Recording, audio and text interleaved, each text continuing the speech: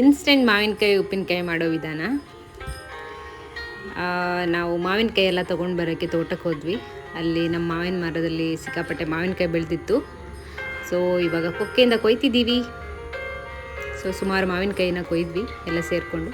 So ಇಷ್ಟೊಂದು ಮಾವಿನಕಾಯಿ ready ಆಯಿತು ಫ್ರೆಂಡ್ಸ್. ತೊಗೊಂಡು ಮನೆಗೆ ಹೊರಟಿದ್ದು. ಈ ಮಾವಿನಕಾಯಿನ ಇವಾಗ ಕೊಯ್ದು ಉಪ್ಪಿನಕಾಯಿ ಮಾಡ್ತಿದ್ದೀವಿ. ಫಸ್ಟು ತೊಳ್ಕೊಂಡು ಚೆನ್ನಾಗಿ ಪೀಸ್ ಮಾಡ್ಕೊಳ್ಳಿ. ಸ್ಮಾಲ್ ಪೀಸ್ ಮಾಡ್ಕೊಂಡ್ರೆ ಚೆನ್ನಾಗಿರುತ್ತೆ. ಇದು ಸ್ವಲ್ಪ ಬೆಳೆದಿರೋದ್ರಿಂದ ರುಚಿ ಚೆನ್ನಾಗಿ ಬರುತ್ತೆ. ಸೊ ಇಷ್ಟೊಂದು ಪೀಸಸ್ ರೆಡಿಯಾಗಿದೆ. ಸೊ ಇವಾಗ ಬಾಣಲೆನ ಇಟ್ಟಿದ್ದೀವಿ.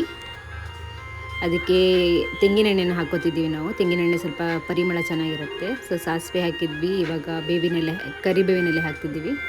ಸೊ ಬೆಳ್ಳುಳ್ಳಿನೂ ಹಾಕಿದ್ವಿ, ಫ್ರೈ ಮಾಡ್ತಾಯಿದ್ದೀವಿ. ಸೊ ಇದು ರೋಸ್ಟ್ ಆಗ್ತಿದ್ದಾಗೆ ಉಪ್ಪು ಹಾಕಿದ್ವಿ. ಸೊ ಉಪ್ಪು ಒಂದು ಮುಷ್ಟಿ ಹಾಕಿದ್ದೀವಿ. ಕಲ್ಲುಪ್ಪು ಹಾಕಿದ್ದೀವಿ ನಾವು, ಚೆನ್ನಾಗಿರುತ್ತೆ ಅಂತ.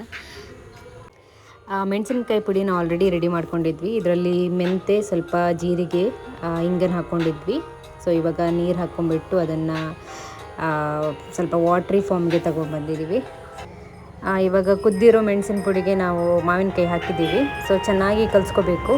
ಸೊ ಇದೊಂದು ಸ್ವಲ್ಪ ಬಾಯ್ಲ್ ಆಗೋಕ್ಕೆ ಬಿಡಬೇಕು. ಸೊ ಇವಾಗ ನೋಡಿ ಎಷ್ಟು ಚೆನ್ನಾಗಿ ಮಿಕ್ಸ್ ಆಗ್ತಾಯಿದೆ. ಸೊ ವಾಟ್ರ್ ಫಾರ್ಮ್ ಏನಿದೆಯಲ್ಲ ಅದು ಸ್ವಲ್ಪ ಆವಿ ಆಗಬೇಕು. ಸೊ ವಾಟರ್ ಕ್ವಾಂಟಿಟಿ ಕಮ್ಮಿ ಆದಂಗೆ ಇದು ಚೆನ್ನಾಗಿರುತ್ತೆ. ತಣ್ಣಗಾದ್ಮೇಲೆ ಕೆಳಗಡೆ ಇಟ್ಟು ಮಕ್ಕಳಿಗೆ ಸರ್ವ್ ಮಾಡಿದ್ವಿ.